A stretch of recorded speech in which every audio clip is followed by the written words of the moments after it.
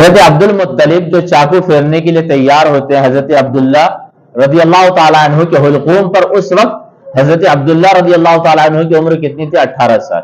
اور جب ان کے بدلے 100 اونٹ فدیے میں ذبح کر دیا جاتا ہے تو اس کے بعد حضرت عبداللہ رضی اللہ تعالیٰ عنہ کے تعلق سے حضرت عبد المطلب فکر مند ہوتے ہیں کہ اب بیٹا 18 سال کا ہو چکا ہے، اب اس کے لیے اسی کے لحاظ سے کوئی شریک حیات بھی ہونی چاہیے.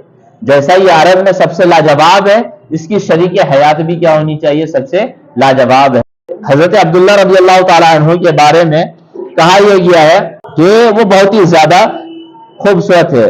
مواہب اللدنیہ میں، شرح مواہب اللدنیہ میں، کان یتلألأ نورا فی قریش وکان اجملہم وشغفت به نساء قریش وکدنا ان تذہل عقولہن، کہ حضرت عبداللہ رضی اللہ تعالیٰ عنہ قریش کے اندر موتیوں کی طرح چمکا کرتے تھے، ستارے کی طرح چمکا کیا کرتے تھے. وکان اجملہم، عرب میں سب سے زیادہ خوبصورت حضرت عبداللہ تھے، اور تمام عورتیں ان پر فدا تھی. قریب یہ تھا کہ ان کی عقلیں کہیں ان کی محبت میں ختم نہ ہو جائے.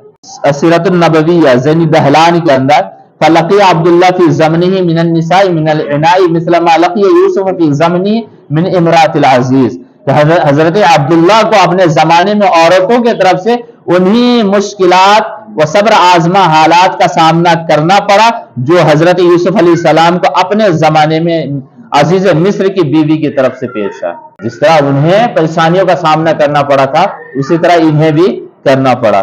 تو ادھر حضرت عبد المطلب بھی پریشان تھے کہ اپنی بیٹی کی جلد سے جلد شادی کروا دی جائے. اب یہ لڑکی ڈھونڈ ہی رہے تھے تو ان کی نگاہ بنو زہرا خاندان کے جو سردار ہیں وہب بن عبد مناف بن زہرا، ان کی نور نظر لخت جگر سیدہ آمینہ رضی اللہ تعالی عنہا پر پڑتی ہے.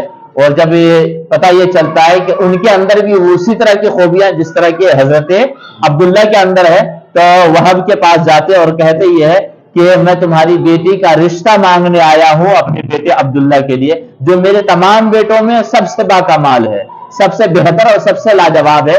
اس کا ہمسر اس کے مقابلے میں پورے عرب میں کوئی بھی نوجوان نہیں. اور جب وہب یہ دیکھتے ہیں کہ کعبے کا سردار خود چل کر میرے پاس آیا میری بیٹی کے رشتے کے لیے، فوراً تیار ہو جاتے ہیں، فوراً ہی تیار ہو جاتے ہیں اور دونوں طرف سے رشتے کی تاریخ رکھ دی جاتی ہے. اور یہ شادی کوئی معمولی شادی نہیں تھی.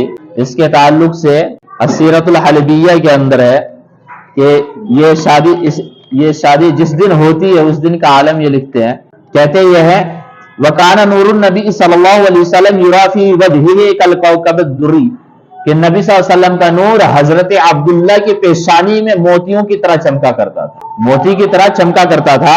آگے کہتے ہیں حتی شغفت به نساء قریش، یہاں تک کہ عرب کی قریش کی عورتیں سب کے سب ایک طرفہ ان سے محبت کرتی تھی، سب کے سب ان پر فدا تھی.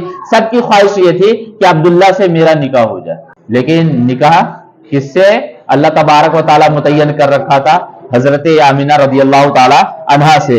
قیل یہ بھی کہا گیا کہ انہ لما تزوج آمنہ لم تبق امرأة من قریش من بنی مخزوم وعبد شمس وعبد مناف الا مرضت. یار یہ بات بھی کہی گئی ہے کہ جس دن حضرت عبداللہ کی شادی حضرت آمینہ رضی اللہ تعالی عنہا سے ہوتی ہے اس دن قریش، بنی مخزوم، عبد شمس، عبد مناف کے اندر جتنی بھی نوجوان عورتیں تھیں سب کے سب کو بیماری لگ گئی تھی، سب کے سب بیمار پڑ گئی تھی صدمے کی وجہ سے کہ جس نور کی طلب ہمیں تھی وہ آمنہ کے حصے میں وہ نور چلا گیا.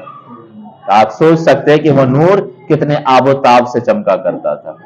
تو نبی صلی اللہ علیہ وسلم کے نور کو بہت سارے لوگ کیا ہلکے میں لیتے، اس کا سبب یہ ہے پتہ نہیں کہ یہ سب سیرت کی کتاب وہ پڑھتے ہیں کہ نہیں پڑھتے.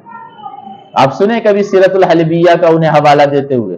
احمد بن حلبی الشافعی ہیں اور چھبی بھی کیا ہے دارالکتب کی ہے، بیروت الابنان کی ہے. آپ پوچھیں کہ نبی صلی اللہ علیہ وسلم کا نور جب باپ کی پیشانی میں ہے تو باپ کو ان کے زمانے میں سب سے لاجواب بنا دیا، ان کے مقابلے پوری دنیا میں کوئی انسان نہیں تھا.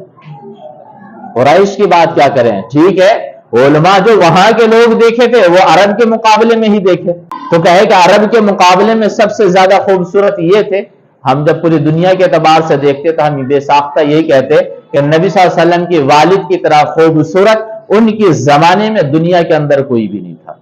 اس لیے کہ جب وہ نور جہاں ہوگا ظاہر سی بات اسے لاجواب بنا دیا. یہ بات سمجھ میں آ رہی ہے؟ ٹھیک ہے، ہم بات کریں گے اس کے اوپر، بہت ساری باتیں ہیں.